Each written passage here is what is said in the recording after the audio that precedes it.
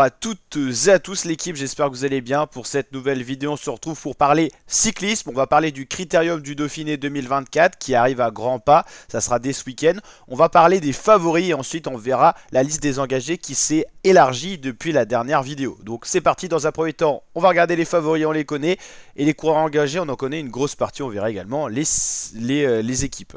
Si vous voulez voir et découvrir le parcours complet, c'est disponible sur la chaîne YouTube, n'hésitez pas à checker dans l'onglet vidéo. Et surtout dans la playlist Critérium du Dauphiné, ça sera plus simple pour trouver. Pour l'instant, il n'y a pas beaucoup de vidéos parce que c'est les vidéos avant événement. Mais je vous rappelle que sur la chaîne YouTube, on présentera chacune des étapes et on résumera chacune des étapes juste après les étapes le soir sur la chaîne YouTube. Donc n'hésitez pas à vous abonner pour ceci. Donc le Critérium du Dauphiné, ça sera du 2 au 9 juin, du dimanche au dimanche. Épreuve préparatoire au prochain grand tour de 3 semaines, le Tour de France, qui succédera au Giro, remporté par le Slovène Tadej Pogačar, qui devrait être présent sur le Tour de France. Jonas Vingegaard ne sera pas présent sur le Critérium. Pour le Tour de France, ça paraît encore incertain, ça paraît mal parti, mais on ne peut pas encore se prononcer. Parmi les deux gros favoris énoncés dans ce Critérium du Dauphiné, on a le Belge Remco Evenepoel, Soudal Quick-Step pour son équipe, et Primoz Roglic, arrivé dans les rangs de la Bora-Hansgrohe cette saison. Sur le papier, ça semble être les deux principaux favoris pour la gagne, mais on aura également des gros outsiders, Carlos Rodriguez pour la Ineos Grenadier, Sepp Kuss pour la Visma Leise Bike, Juan Ayuso pour l'équipe de Tadej Pogačar qui ne sera pas sur le Critérium mais la UAE Team Emirates, et sans oublier le duo français David Gaudu et Guillaume Martin. Bon, les favoris à 3 étoiles, Evenepoel, Roglic, on l'a dit. À 2 étoiles, dans l'équipe de Roglic, la Bora-Hansgrohe, il y a également le russe Alexander Vlasov. On a également Jay Hindley, Carlos Rodriguez, Sepp Kuss, Antonio Tiberi qui sort du Giro et qui a fait un top 10, Juan Ayuso et Santiago Buitrago. D'ailleurs, Giro 2024, classement général. On va aller voir justement... Hop, ce classement général. Antonio Tiberi, il a fini 5ème et meilleur jeune. Il sera déjà sur le Critérium. Je trouvais ça surprenant, mais ça se confirme. Donc il arrive en forme et peut-être que ça va être quand même un grand enchaînement. À 1 étoile, on retrouve Miguel Landa, David Gaudu, Ilan van Wilder, Matteo Jorgensen. Moi, je le mettrai à 2 étoiles, Jorgensen, on en reparlera. Jack Egg, Luis Menches, vieillissant comme Rigoberto Urán d'ailleurs.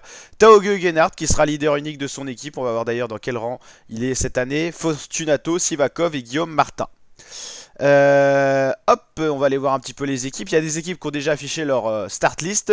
Pour la Soudal Quick-Step, James Knox, Antoine Hubi, Johnny Moscon, intéressant, très bon rouleur, Casper Pedersen pour les étapes de punch et de sprint, Miguel Landa et Ilan van Wilder et Remco Evenepoel. Alors le grand leader de la Soudal Quick-Step, ça sera Remco Evenepoel. C'est vrai que j'avais oublié que Landa était arrivé dans ces rangs-là. Il sera certainement le lieutenant de montagne de Evenepoel. Et pourquoi pas faire un top 10. S'il tourne bien Landa et qu'il emmène Evenepoel loin, il peut faire un top 10. Mais normalement, ça devrait pas être un leader ou un électron libre. Ça sera un équipier pour Evenepoel. Il est très bon quand il est équipier, Miguel Landa. Donc il voudra peut-être même chercher une étape en étant équipier. Van Wilder, équipier de choix, il a montré à plusieurs reprises qu'il n'était pas prêt pour être leader pour le général, peut-être un peu trop juste. En tout cas, il sera là pour épauler Evenepoel. En montagne, Evenepoel, il y aura quand même Landa, capitaine de route de choix en montagne. Van Wilder, ça monte bien. Et James Knox, normalement, est capable de bien monter. Casper Pedersen peut accompagner des fois un petit peu sur des rampes vallonnées. Ineos Grenadier, on aura comme leader Carlos Rodriguez, on le sait. Il aura l'expérimenté polonais Miral Kachowski qui grimpe bien, tout comme Castrovero. Joshua Tarling qui sera un des gros favoris pour le contre-la-montre. Lorenz de plus, Ben Turner, Omar Fraile, une belle équipe Ineos Grenadier. Voilà, il n'y a pas de gros leaders comme on pouvait avoir à l'époque de Froome, Geraint Thomas qui était en grande forme. Voilà, il est vieillissant, Geraint Thomas, on l'a vu sur le Giro, donc pas de gros leaders pour l'écurie Ineos, mais on a quand même des beaux coureurs. La Lidl Trek, ça sera Tao Geoghegan, le leader unique. Hein. Il sera accompagné par Mats Pedersen qui sera là pour jouer les sprints punch. Alex Kirch, Ciccone sera peut-être leader aussi, donc voilà. N'oubliez pas de Ciccone qui peut être un gros leader, donc Ciccone, Geoghegan, Skulj pour les échappés, Gibbons et Carlos Verona. Ouais. Dans cette équipe là on a quand même Ciccone et Geoghegan. Ciccone il aurait voulu faire le Giro, il était blessé, donc il a retardé sa saison, il fera Critérium Tour de France. C'est une chance pour le Tour de France d'avoir Giulio Ciccone qui est un coureur qui est bon général et offensif, donc ça c'est pour le spectacle, c'est parfait. Donc Geoghegan, Ciccone, là je pense que ça sera la doublette de leader. Vous voyez que déjà la start list elle claque déjà, on connaît 3 équipes, on a quand même Landa, Evenepoel Evenpool qui peuvent être dans le top 10. On a Carlos Rodriguez et là on l'a dit, la doublette Ciccone-Gunnart. Rien que là, on rivalise quasiment sur la start list du Giro qui était vraiment pas ouf cette année. La Lotto Destiny avec Matej Panchen, Milan Munten pour le sprint, Jonas Gregart, Logan Curry, Eduardo Sepulveda, Andreas Kron et Thomas Gögen. La Lotto Destiny, ils ont l'habitude de pas être là pour jouer le général, ils n'ont pas les coureurs pour. La Decathlon G2R la mondiale avec l'expérimenté Boissonhagen, Bruno Amirai qui pourra faire un gros contre-la-montre, je l'espère. Dorian Godon qui marchait très bien en début de saison, il revient à nouveau. J'espère qu'il ira claquer une étape sur ce critérium, il en est tout à fait capable. Oliver Nezen, Sam Bennett pour le sprint, Clément Berthet et Nicolas Prudhomme. La Decathlon AG2R qui fait une très grosse, un très gros début de saison. Je pense que Godon ira chercher une étape et Amirai un bon contre-la-montre, mais la gagne sera compliquée notamment avec Joshua Tarling. La Jayco Alula avec Rudy Porter, Juliansen, Scottson, De Preto, Chris Harper, Durbridge et Mas, Jens Mas. Pas de gros leader au général, on sait que Chris Harper peut bien grimper, mais je le vois pas faire un top 10 au vu de la start list. La Bahrain Victorious, ça sera le général avec Santiago Buitrago, pourquoi pas Jack Egg.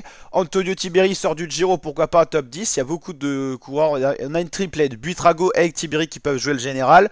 Un cran en dessous, Keblinger, Wright, Gradex, Sutterling. Sutterling, Gradex c'est surtout des rouleurs. Fouad Wright, ça roule bien contre la monte. Donc voilà. Le palmarès de l'année dernière, c'était Vingegaard devant Yates et O'Connor. O'Connor ne sera pas là cette année, Adam Yates sera pas là, Jonas Vingegaard sera pas là. Par contre, le vainqueur de 2022, Roglic, sera là.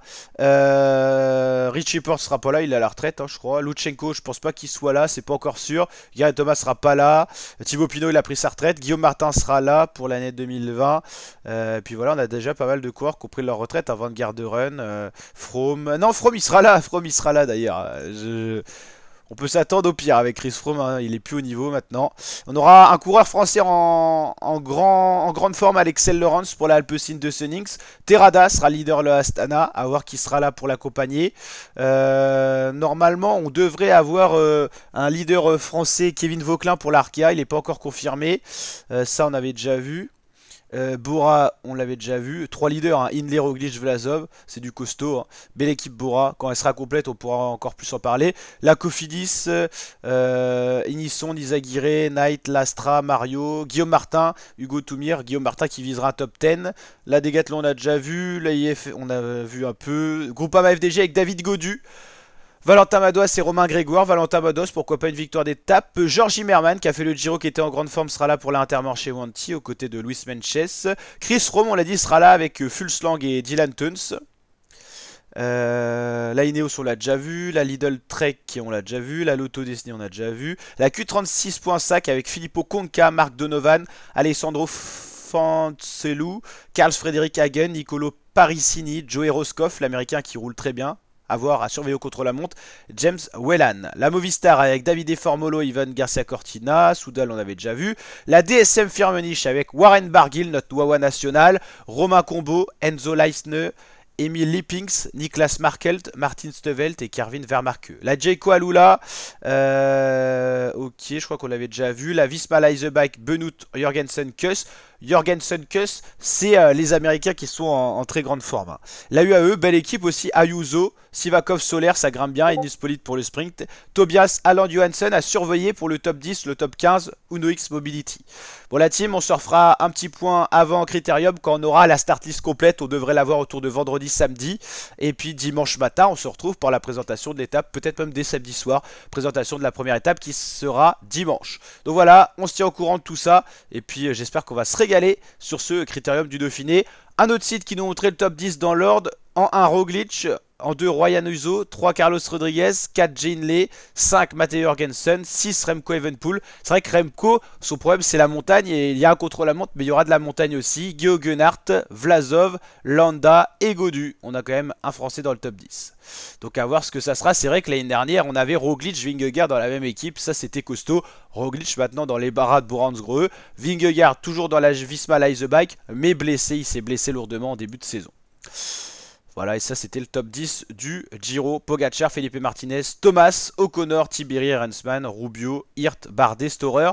Dans ce top 10, on sait que Tiberi sera dans le départ du Critérium du Dauphiné. Geraint Thomas sera pas là, Pogacar sera pas là, ça c'est sûr. O'Connor normalement non. Rensman sera pas là. Rubio, je sais pas. Et puis après à voir. Mais normalement, il n'y en a pas beaucoup qui font le Giro Critérium. Je croyais qu'il n'y en avait quasiment pas. Et il y en a quand même. Donc on a vu déjà 2-3 coureurs avec Zimmermann, Tiberi notamment.